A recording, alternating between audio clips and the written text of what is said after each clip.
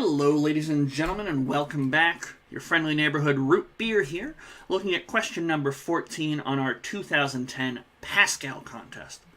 The numbered net shown is folded to form a cube. What is the product of numbers on the four faces sharing an edge with the face numbered 1? So we take this net, we're going to fold it up, and we get a nice little cube, and I'll rotate it so 1 is on top.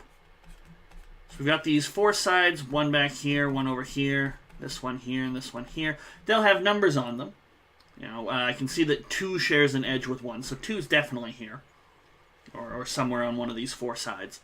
But I just want the product of these four numbers. Now, how am I going to figure them out? Well, I need to sort of fold this net up and see what numbers are on the side, or alternatively, I can say, well, 1's not going to be included, and if I just figure out what's opposite, it's not going to be included. The 4 numbers left over from 1 through 6 are what I multiply. So either way, but I do need to start folding this thing together.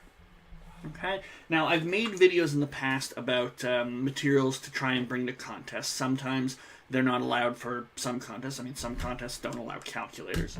And sometimes it's entirely up to your proctor. Some people don't let you bring in your own scrap paper because they're worried you're going to cheat having written something like formulas on them.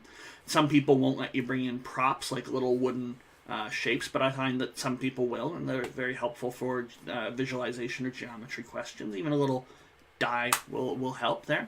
And for a question like this, if I had scrap paper and I had some scissors, I could cut it out and fold up a net. Now, I'm not going to use scissors because, well, I'm not allowed to use scissors. But more importantly, if you're not allowed to bring these things, we need to know how to do the question, right? So let's take a look here. Go back. So how do we mentally fold this thing up? Okay, so we've got 1, 2, then it moves over to 3, 4, I think it was 5 over here. I'll check in a moment. And then 6. I think it was something like that. 1, 2, 3. Oh, 4, 5, 6. Okay, I've got the order slightly wrong. Fine. And the order does, in fact, matter here. Okay, now when I fold a net, usually I take a look at... There's lots of different ways to have shapes of nets. This one's fine. There's another one where you've got a nice long strip here. Okay, that's a good one. You can also have another nice long strip here. There's a bunch of different forms of nets. Okay, they're kind of interesting. But you can memorize each one. But what I usually do whenever I see a net is I focus on sort of a little L shape. Okay, so a little L shape of 1, 2, 3 squares. Okay, because this L shape, this is around this sort of central point here, is going to get folded together. These two edges here are going to sort of get put together and married. They're going to come together to close things up. So I notice I've got one of those here. I've got one of those here. I've got another one here and another one here. On other nets, well, there's one, there's one, there's one, there's one. Here we've got a few of them. Okay.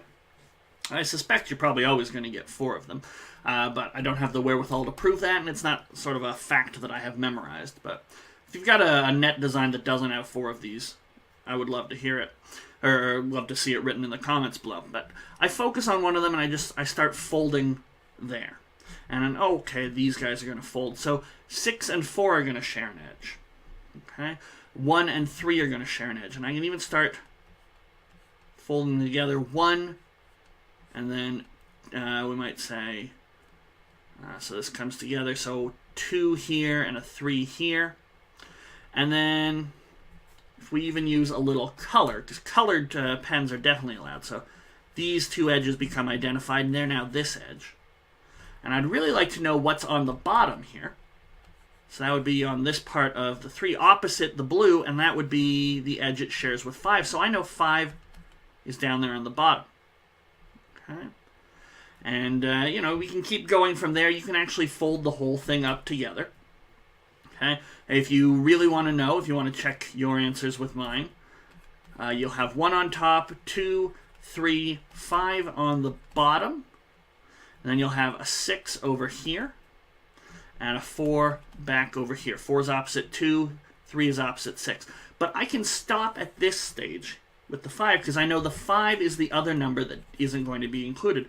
So 2 and 3, I know where they are. I know 4 and 6 have to be on sort of the back side. I don't care where because I just need to know what numbers are there. So we're just looking for 2 times 3 times 4 times 6. So that's 6 times 6, 36 times 4. Well, that's 2 squared times 6 squared, so that's 12 squared. So that's going to be 144. And there we go. Okay? We don't have to finish the whole cube to get the answer, and that's going to be B, 144. All right, so that does it for question number 14. On we go to question number 15.